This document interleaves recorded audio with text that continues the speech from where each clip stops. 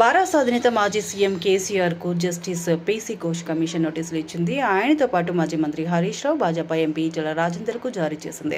15 రోజుల్లో కమిషన్ ఎదుట హాజరు కావాలని పేర్కొంది. కాళేశ్వరం ఎత్తిపోతలలో భాగంగా నిర్మించిన బ్యారేజీలపై జస్టిస్ పీసీ ఘోష్ కమిషన్ విచారణ జరుపుతున్న విషయం తెలిసిందే.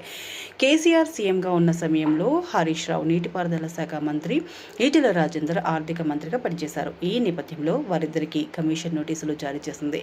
KCR June 5న, Harish Rao June 6న, Etela Rajender June 9న విచారణకు హాజరు కావాలని పేర్కొంది. మేడిగడ్డ బ్యారేజీ కుంగిన నేపథ్యంలో దీంతో పాటు అన్నారం, సుందిళ్ల బ్యారేజీలపై విచారణ జరిపేందుకు న్యాయ విచారణ కమిషన్ను రాష్ట్ర ప్రభుత్వం నియమించిన సంగతి తెలిసిందే. సుప్రీంకోర్టు మాజీ న్యాయమూర్తి జస్టిస్ పీసీ ఘోష్ నేతృత్వంలో 2024 మార్చిలో ఏర్పడిన ఈ కమిషన్ నిర్మాణం, నిర్వహణ, design, quality control, pay and accounts, నీటిపారుదల, ఆర్థిక శాఖల ఉన్నతాధికారులు, నిర్మాణ సంస్థల ప్రతినిధులు ఇలా అందరినీ విచారించింది.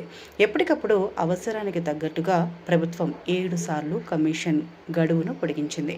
గత నెలాఖరులో 1 నెల మాత్రమే గడువు పొడిగించింది. దీని ప్రకారం ఈ నెలాఖరుకు కమిషన్ గడువు పూర్తి కావాలి. ఈ నెల 21న లేదా 22న జస్టిస్ పీసీ ఘోష్ తుది నివేదికను ప్రభుత్వానికి అందజేస్తారనే ప్రచారం జరిగింది. అయితే విచారణలో సీనియర్ ఇంజనీర్లు, అధికారుల్లో ఎక్కువ మంది గత ముఖ్యమంత్రి సమక్షంలో నిర్ణయాలు జరిగాయని, ఆయన ఆదేశాల మేరకే పలు నిర్ణయాలు అమలు చేశామని చెప్పిన నేపథ్యంలో వీటిపై కేసీఆర్, హరీష్ రావు, ఈటెల రాజేందర్ల అభిప్రాయాలను కూడా తెలుసుకోవాలనే నిర్ణయంతో కమిషన్ ఉన్నట్లు సమాచారం.